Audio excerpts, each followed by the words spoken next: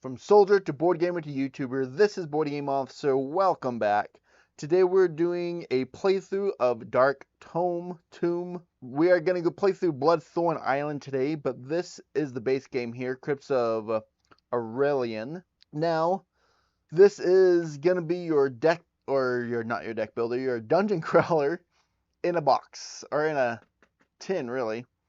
Awesome little dungeon crawler in a very small, right? Fits right, smaller than my hand. Very nice little dungeon crawler we'll kind of go through today. Bloodthorn Island is the second one.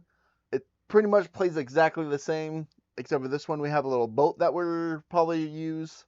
But other than that, it plays exactly the same, so I wanted to play this one. So let's just run down the rules real quick. There are 3 levels or stages to this. This is stage 1 here. This tells us how we do the setup here. We have the starting tile, and then those ones are just randomized. Then we have our heroes here. We have Zan, the archer, and then we have Forge, the mace guy, I guess. And then he's got 14 armor and 4 movement, and she's got 15 armor and 6 movement. So basically these are our little characters here that have those, our archer and our mace guy here. We're going to be moving around the board, attacking enemies. Obviously, we do not have any enemies on the board yet. The way that attacking works here is each character has 4 separate abilities that they can play on their turn. What you're going to do is you're going to place this little token on that ability when you activate it. The next turn is you have to move that cube. You cannot activate the one that it's already on. So that kind of makes you do different things each time instead of just sit there and do one attack. It makes you have to strategize a little bit more. And after we both go, we're going to have this what they call the stage turn, which first is a seismic event. We roll. If it's a 19 or 20, we all take 1 damage. If nothing, then nothing happens. Or if it's not 19 or 20, then nothing happens. And then the monsters are going to go, they're going to move and attack. Everything is based off the D20 here. When you roll it, you have to hit and or be greater than the armor value of the hero and or the monsters to do 1 damage. Now, if you get the natural 20, if you crit, you basically do 1 extra damage. And that there is pretty much all the rules. We'll kind of get into, as we go, we'll flip over, we'll see what reveals and how we kind of do that stuff. We have our loot deck, our deck of random monsters, and then this is the card that we read when we have revealed all tiles and killed all monsters. So even if we kill all monsters and we have more unrevealed tiles, we have to reveal all tiles before it is considered successful. So let's go ahead and read this. South Dock, Stage 1. The old docks on the south end of Goria are engulfed in a cold fog, and a low ghastly howl can be heard in the distance. You are in desperate need of transport and must find and dock a ship in addition to defeating all monsters and revealing all tiles. So there we have our little story there. We've got to get onto the ship. We've got some howling in the distance there, some ghastly howling in the background there. Anyways, so we are supposed to roll for initiative to see who goes first. So we'll roll for Zan here. Gets a 16, and Forge gets a 13. So Zan will go first here. Zan is our green guy. Now, to reveal tiles, all you have to be is adjacent to that unrevealed tile, and it's a free action to reveal it. And as you can see, Zan has 6 movements. So we're going to go 1, 2, 3. And whenever you reveal, you always flip from top down to bottom, just like that. Oh man, that was a good move there. All right, so this here is going to be our loot. We place 1 white cube there to denote that it has not been taken yet. When we land on there or go through that area, we get to draw from the loot deck. However, we do have 1 enemy, so we'll go ahead and draw 1 enemy here. That is a Drezel. So as you can see, it has this triangle with a line through it. So we're going to pick that triangle through with a line through it. There you go. That is going to be that token there. And then we place this other token. As you can see, the dots there, or if you can, actually I don't know if you can. Those white dots are for however many players are playing. So because we have 2 heroes, we will place health at 4. Look at that Drezel. It's going to be 12 to hit. When they roll, they'll get a +6 to their roll, and they will do 1 damage with a range of 1, and they move 5. And we'll put that health at 4 there. Now I get to keep moving here. So that was 1, 2, 3, 4, 5, and 6. So I will pick up that loot here, shuffle up the loot deck here, and we get Hypnotic. Hypnotize any monster and move it up to 4 spaces at your command. Use as a free action on any turn and discard after use. Alright. That could be good both to bring someone closer and or to move something far away so it can't reach us. So we'll place that right there next to Zan so we don't forget about it, hopefully. So that was all of our movement. However, at least she is the archer. So, as you can see, we got Arrow Jab has a range of 1, and Guided Arrow has a range of 3 or 4. Now, this is one thing to note here. Movement and range is all orthogonal, period. No diagonals. So this is a range of 1, 2, 3. So we are at range 3 for this Guided Arrow with range 3 or 4. So we will place our thing there. We will get a +2 to this roll, and we are trying to beat his 12 armor. So we will roll for that. 7 + 2 is 9. That does not hit. And as you can see, that actually would have done 2 damage if I would have hit, but I did not. So that is going to be the end of Zan's turn. Now, Forge only has 4 movement here. So we're going to go 1, 2, 3, 4, right, just like that. He does have one that is range 3 to 5, which if you look 1, 2, 3, 4, 5. He is exactly 5 spaces away, so therefore we can do our stone heave with a +4 accuracy. That double arrow, that means that we could actually target 2 enemies, but it's still only going to be 1 damage. So we have a +4 to this roll, trying to beat that 12, which if you can see that is a 19. 19 + 4 is definitely more than 12, so we do 1 damage to the Drizzle. Alright, that is both of our heroes' turns. That means we are going to roll for that seismic event here. Oh, dang it! And it is 19. Therefore, we will both take 1 damage for that seismic event.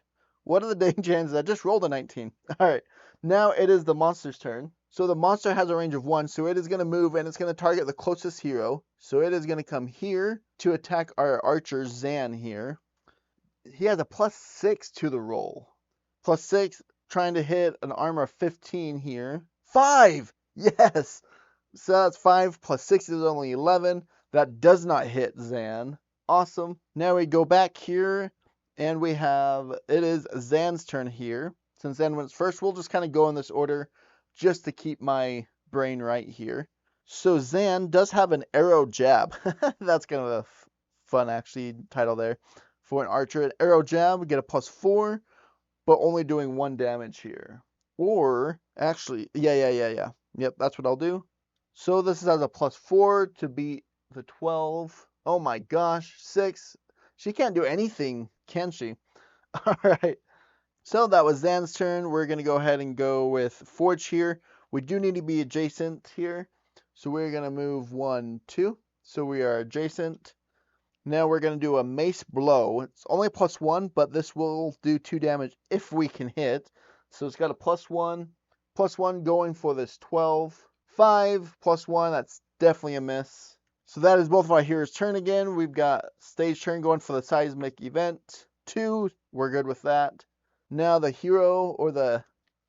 So he is equal distance between both of us. So he's going to go left to right, then top to bottom. So that means he's going to go after the Forge here.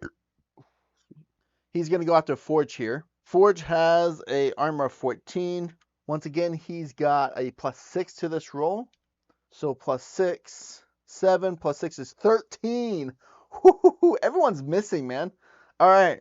That's all right. That's the enemy's turn. So now let's go back to Zan's turn. So because we can't do this adjacent attack again, we are going to come here and move. We're going to go 1, 2. That way we got 1, 2, 3. So we're out of range of 3. And then we're going to move this cube back here. I got a +2, and we'll do 2 damage if we can finally hit with Zan. So we've got that +2. We're going for 12 here. Yeah, 16. That is 2 damage to the Drizzle. All right, the Drizzle down to 1 health. And it is Forge's turn. which Forge is also going to have to move because he's only got his other move. What's this? Reduce your armor by 2. Wow, he's got Frantic Charge. A -5 to the roll, but it does 3 damage. And reduce your armor by 2 on next stage turn. Interesting, interesting. All right. Definitely not going to do that because we don't need to do 3 damage. We only need to do 1. So first I am going to move before I do that. So I'm going to go 1, 2. That way, once again, I'm 1, 2, 3. Oh, yeah, because I only have 4 movement. Actually, I am going to come. I'm going to go 1, 2, 3, 4. That means I'm still 1, 2, 3 away from him. But that way I'm closer to. Oh, no. I don't want to go that way. Yeah, I'm going to go 1, 2. So I'm 1, 2, 3 away from him. Now I'm going to do my Stone Heave with a +4 to this. And I just need to beat that 12 with a +4. And if you can see that, that's an 18. That is a kill. And that Driesel is a goner. So we'll take him from the board. However, that is the turn. So all we have to do is the seismic event here. 16, close, but not quite. Oh, you can't see that. There you go. 16, that is not 19 to 20. There are no monsters. So we'll go ahead and go with Zan. So Zan does have 6 movements. We're going to go 1, 2, 3, 4, 5, 6. And then obviously he can't do anything because he's not adjacent to open anything up. So now it is Forge's turn to go 1, 2, 3, 4. Forge is just like slowly moving along there.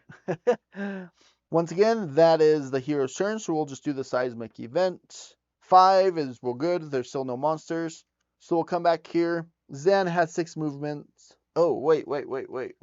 Last time I did that, move up 2 additional 4 spaces. Sorry, I forgot they had not just attacks there. 1, 2, 3. But she also did move up 2 additional 3 spaces. So she moved there, and Zan moved there. Or Zan moved there to the front.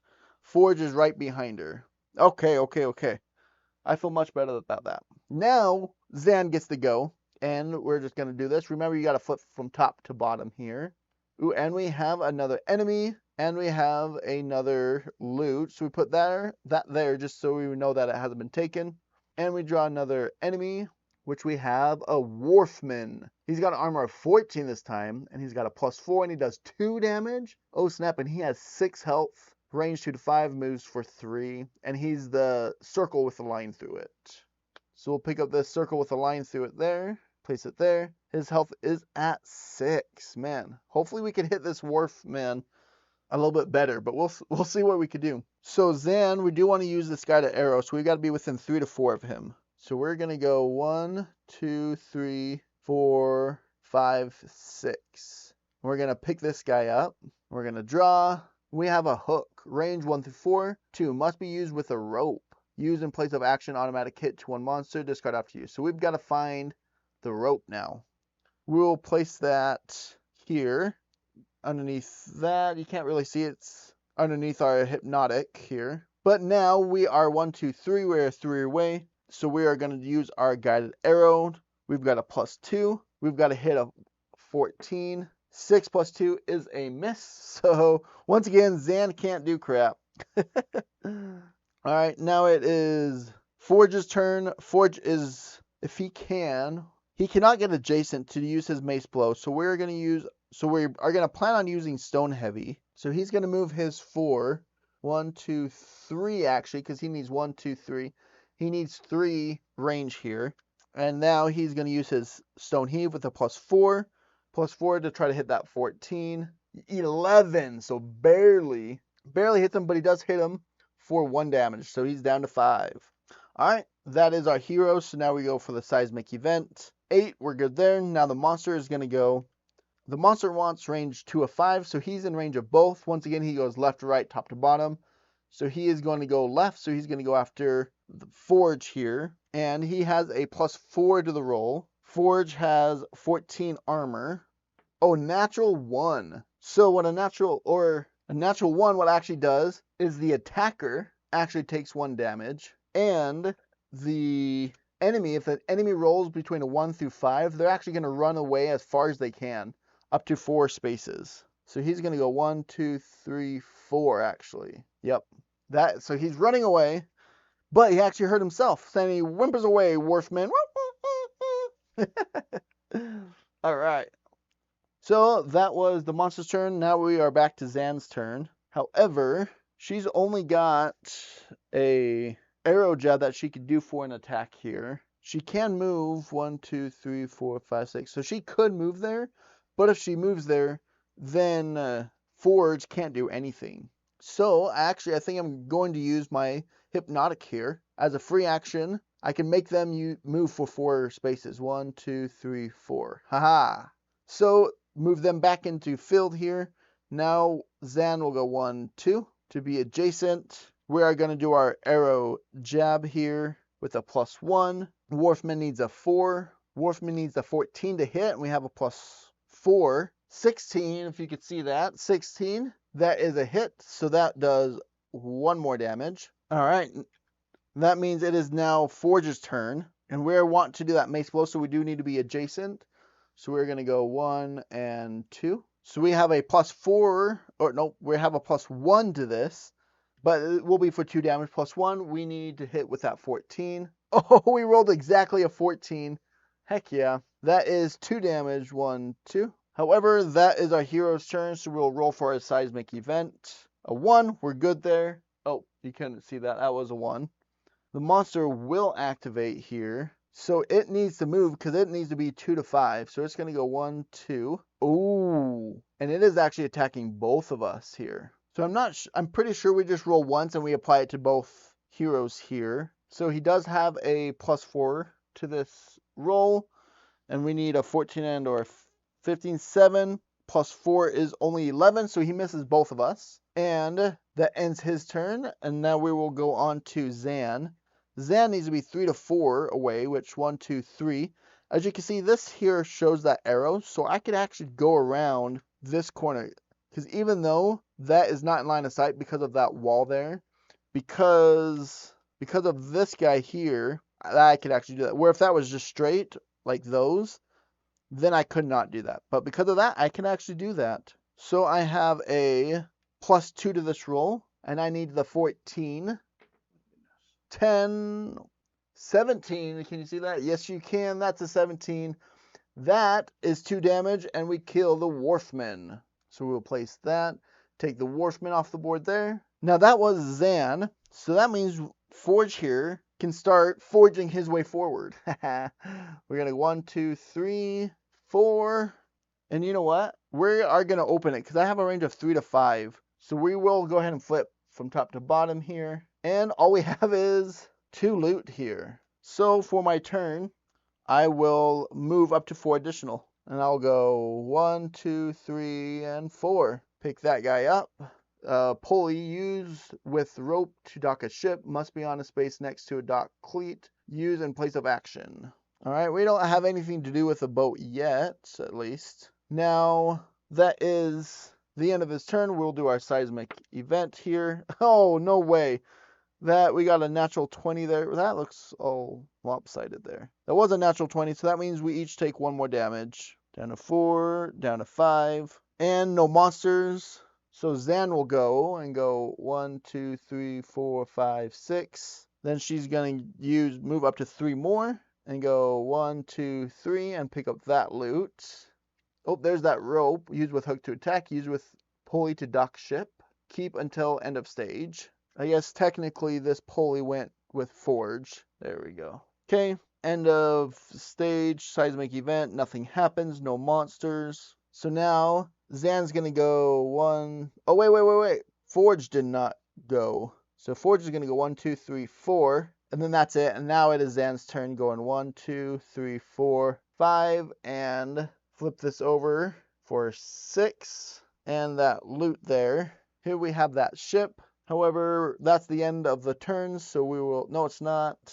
We will have Forge go 1, 2, 3, 4. We used dash last time for him, so we'll just move it just so we could use it again next turn. Same with Zan, we'll just move it. Oh, we'll try to heal. I need a 11 through 20 to heal for 1. Oh, and I got a 10. Oh well. Okay, seismic event is a 3, so that's a miss. Zan's turn to go 1, 2, 3, 4, 5, 6. 1, 2, 3. Because she used that again for 3. We got our last piece of loot here, which is plank. Allows pass over to any one space of water to reach another dock. Multiple use can be utilized by character that possesses the plank. All right. There we go. There is stage 1. I think that pretty much gives you the gist of it. I don't know how exciting it is to watch this game here. So we're just going to play just that stage 1 here. Now let's go ahead and kind of talk about my thoughts here just a little bit, just for a minute or two. One, I love the size of this. I love the fact that you could get a dungeon crawler in this game. I love the dice rolling. It's very D&D-esque. Rolling the D20, trying to hit. Playing this game solo, I feel like sometimes I'm just roll. My turn, roll. His turn, roll. His turn, roll. My turn, roll. His turn, roll. My turn, roll. Right? Like, so solo-wise, I don't know if this is my favorite game to play solo just because it's a lot of dice rolling and just one die and just for each turn. I do enjoy the fact that there's 4 different possibilities here. However, like Zan, there's not really, like, yes, it makes you feel like you have options, but if I attack once, I really only have one other option to attack. Unless I absolutely need to heal, but I'm not going to move if I don't need that. So really for attacking, there's not a whole lot of strategy there. I do like Forges a little bit more with his frantic charge. I never used it, but at least that gives you an option like, oh, maybe I could do more damage and move that down to the frantic charge. But that -5, man, that's a little rough. I had a hard time hitting with a +4, let alone with a -5. Right? So I like that there's multiple things, but I feel like it just gave you the essence of decision making, but not actual decision making. I do usually like the loot here, but this time the loot didn't do much for me, but also because I got the monsters on the first 2 tiles before I got all the loot, so the loot didn't help me that time. Usually when I've played in the past, the loot is way more exciting and actually helps you do stuff. Where at this point, I'm sure the ship was just because like if you get this on the first one, you can move through here to move around a little bit more. But that is kind of where we were at with what happened. This game needs to be taken with a grain of salt because it's so small. You can't expect a huge game. So for what the size of it, I don't think it's a bad game. For me, this does not go very high up on my list of dungeon crawlers, but for what it is size-wise, it's actually really not too bad. So if you like moving around, rolling the dice, attacking, very, very small table space. I mean, I've got a handprint here and maybe 2 handprints. So you got like 3 hand spaces of stuff on the table. Not too bad if you ask me. Also, I did forget to read this. So here's our reward story here. You have successfully commanded the vessel and determined it as seaworthy despite its age, appearance, and lingering stench. With great effort, you hoist the tethered sails and plot a course down the unrelenting Shadow River towards the Harian Sea. And then we would go on to stage 2 here. As you can see, a lot more water. So movement with the boat is going to be a lot more during stage 2. As we all start in the boat, and then you move the boat around. That's pretty much the only difference is you move the boat around. You move the boat around 3 spaces. You can move 3, so 1, 2, 3. As you go on each character's turn, so each character gets to move the boat, and you're all kind of attacking together. As you can see, the setup is going to be just a straight line, so you're just kind of going down the river finding stuff. So really kind of cool, different with that at least, but still the dice rolling where I just don't know how fun it is to actually sit here and watch. But I did have decent fun with it all in all. There is a Kickstarter actually. There's a late pledge right now that you can late pledge a 3rd box of this called The Ice Chasers, which brings on 4 more characters. Actually 4 stages. The first 2 only have 3 stages, where this new one has a 4th stage. So you can get a little bit deeper into the dungeon basically. Going on with an ice where you're slipping and sliding as you go on. They have 1 character with a sidekick. So if you enjoyed this playthrough, go ahead and look down in the links below or in the comment in the description down below with the link to that. Let me know what you think about this game, and I will see you later.